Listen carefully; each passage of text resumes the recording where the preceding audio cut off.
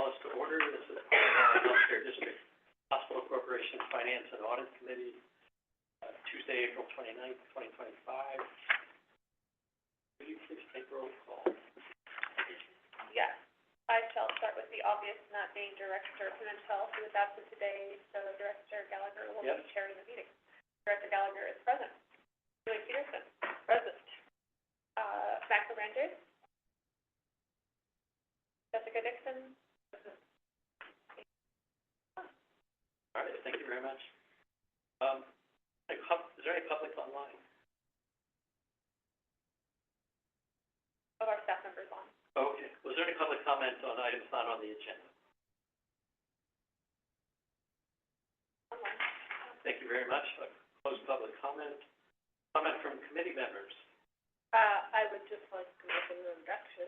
Sure enough. I would like to introduce our new finance manager, Kristen Willis. She joined us probably almost a month ago now, at least 3 weeks or so, and has hit the ground running, and we're thrilled to have her here.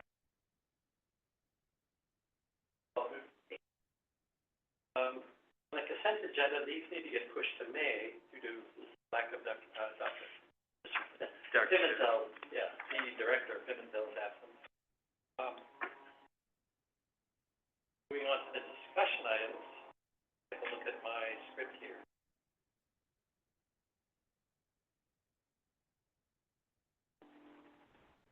All right, number 2, financial performance for March 2025. That would be you, Julie. That is me.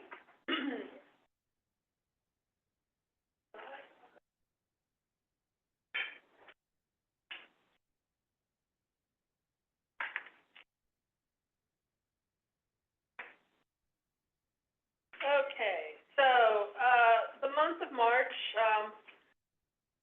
a bit better than what we've seen the first 2 months, but we still did miss our budget. We had a favorable EBITDA of $68,000, but we had actually budgeted to make $511,000, so we were still $443,000 unfavorable.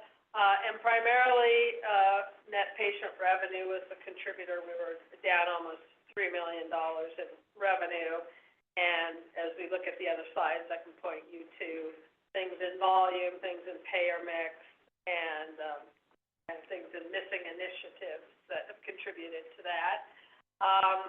We were 286 days below budget with our inpatient volume, so very soft census from what we had projected for the first quarter of the year.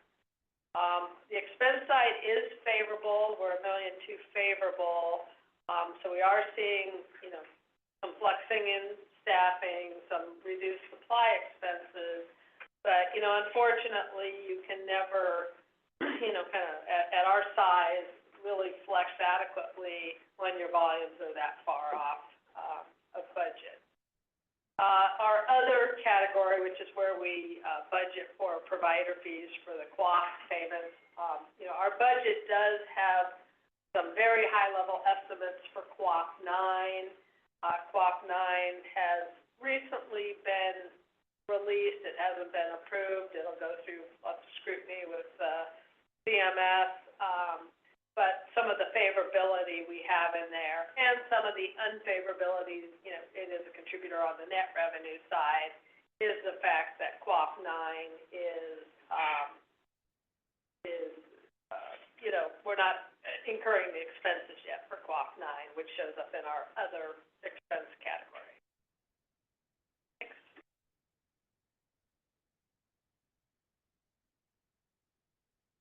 So, from a monthly standpoint here, you can see the net revenue here, which also includes our other operating revenue. Talked about being $3 million unfavorable from a patient net revenue, but we did have some favorable pickups in our other operating revenue this month because, number one, we had made a Packard loan payment, and once we make those payments and reduce the outstanding debt, we get to recognize the revenue from the grants that we originally got in, or the dollars we originally got into that money. We also had wrote it down here, it's on one of my many sheets of paper. We've got, we had some grant income for the month, about $264,000 worth of grant income. And then we also had some, other revenue cleanup, on the CHP side, just in terms of, booking some old rent revenue, that had been in kind of an unapplied account and, got cleaned up this month. So, anyway, we were able to reduce our overall variance on net revenue from the $3 million I mentioned earlier to about $1.7 million. Labor, favorable, but on a just straight actual to budget. Been doing some analysis, trying to understand when we look at some of the initiatives we put in around productivity and things. What part of our variance is maybe still tied to the fact that we couldn't flex all the way down, but a volume-related variance. And, this month, I think our volume-related variance, was a couple $100,000, unfavorable. Not much else really unique here. I mean, we always have some variation in things like repairs and maintenance that can fluctuate from month to month, utilities, and that's really where one of our largest other variances. And on the year-to-date standpoint, so you can see year-to-date, we're about $3.3 million unfavorable to the budget for the year, and really the bulk of that, more than that, is on the net revenue side at almost $5.9 million of net revenue, and then favorable on the expense side by about $2.4 million. So, looking at the stats on kind of month-to-date basis, I already mentioned, the admissions are down, and they were down 89 this month. So that resulted in 285 fewer patient days. So you can see the census, we're off by, actually, I think this was the correction you made. 27.8 is it? Yeah, so you can really see that we're off by like 9. Need to get a corrected slide for tomorrow night. Length of stay, that was really reasonable where we tend to sit. You can see the acuity is still falling short of where we budgeted. Some of that shortfall is things like, even though we budgeted mainly cath lab, being outpatient, there might be some higher acuity if any of those patients had to stay over. Certainly, as we've talked about, the intensivist program and kind of building that up so that patients we've been transferring out for higher level of care would stay here, and that would grow the case mix. And then we have our own internal initiatives around physician documentation, our query process, ensuring that we're, truly capturing the severity and the illness of our patient population. That will obviously impact reimbursement, and we could be shortchanging ourselves a bit there. It was a lower month with deliveries. We've been on a nice upward trend over like the last 6 to 8 months, and so this one, this happens every so often, and hope that it'll rebound this month, but it was a lower month for us. Inpatient surgeries, doing pretty well because that was an area we had budgeted less this year after kind of that transition we saw last year with more moving to the outpatient side as we got better with the designation of inpatient versus outpatient medical necessity. So 52 is a pretty good month, and you can see 16 more than budget. Outpatient surgeries were off by 20, but that's basically the cath lab volume that we had budgeted for that has not materialized yet, because we would be expecting about 20 to 25 cath lab patients. And then outpatient visits continues to be booming business, even you know, when we have some challenges, with equipment or staffing, we still, are exceeding our budgeted visits there. ED was down this month. I probably didn't feel like that to the ED staff, but, you can just see from the budget numbers that we were about 249 visits fewer than we had projected for the month. Slide. So you can see, you know, year-to-date, you know, March, kind of when you compare, March was a pretty soft month and has a lot to do with what you see in some of the year-to-date, visits or variances.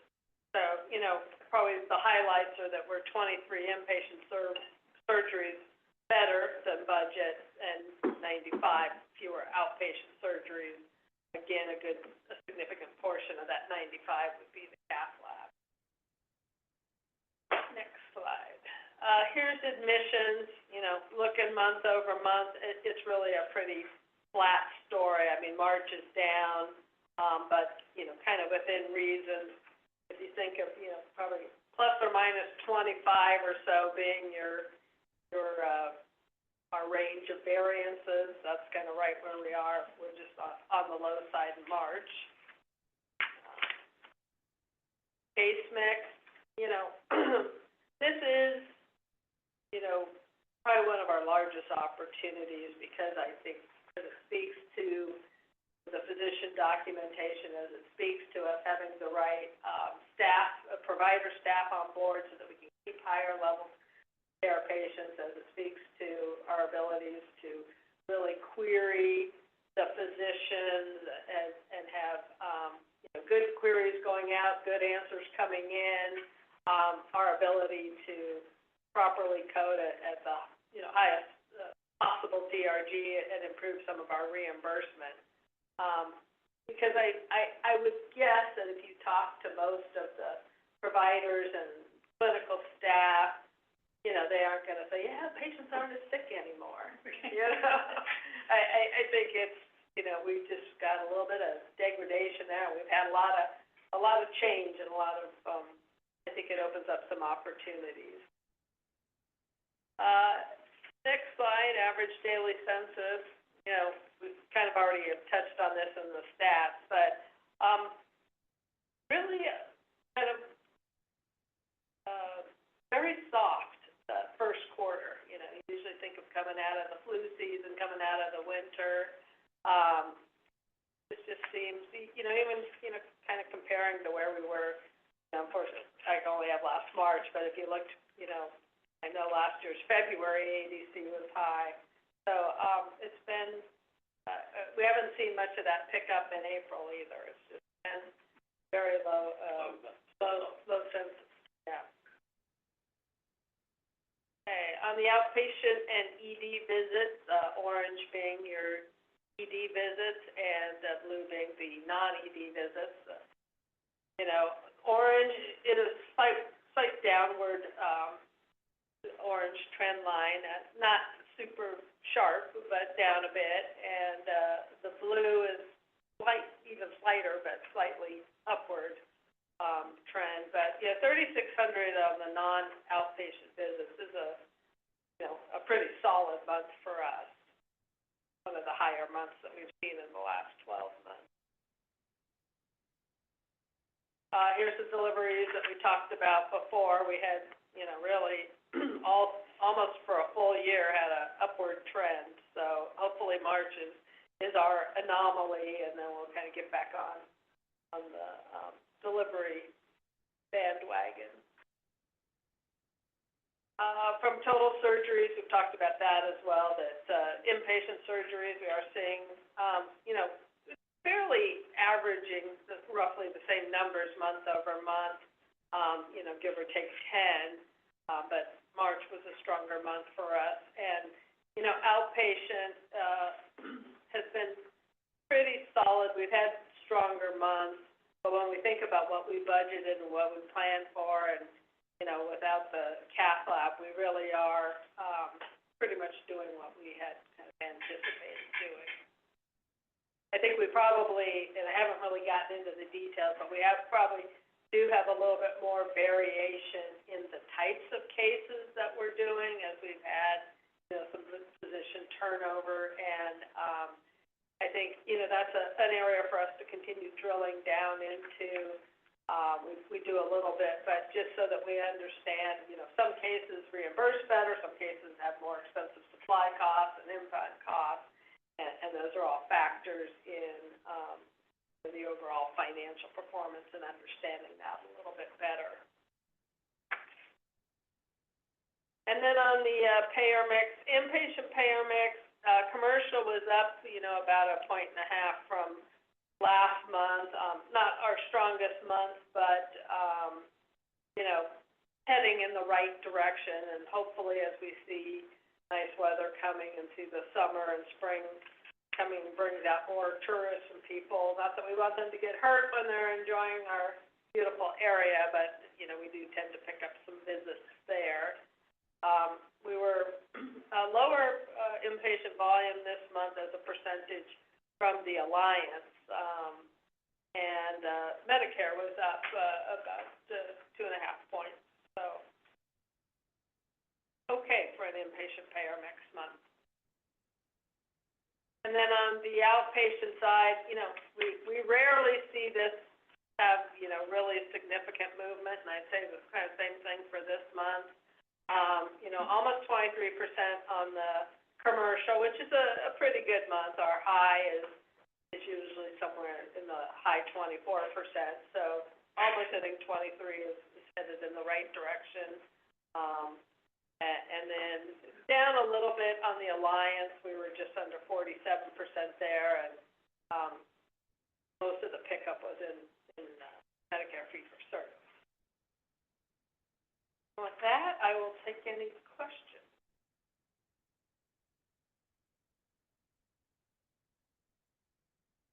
Thanks, Drew. Anybody? Questions in the room? Rosie, is there any public comments on this item? Not getting answers online. Thank you. Anyone in? Thank you all. I don't have any particular questions. I've used this once before. Marcus always makes this auditory, so thanks. Thanks for doing this Monday. All the things you juggle, all the things that sort of are below the water on the iceberg. Yeah. We're seeing the tip. So thanks to all of you. No motion needed. We'd still take this to the board tomorrow night and accept it at that point. Correct. That's one minor correct. change. One minor change. Yeah. Minor change. The number that The was on the ADC. slide? Yeah. I got it. Yeah, that's 20 minutes. all right. Adjourn? You want to Well, adjourn? Yeah, I'll adjourn. It wasn't my fault. I can't get credit for it either. Thanks, everyone. Thank you. all day. Thanks for the heads up. I could hop my breath a little bit rather than walking in the room. Yeah.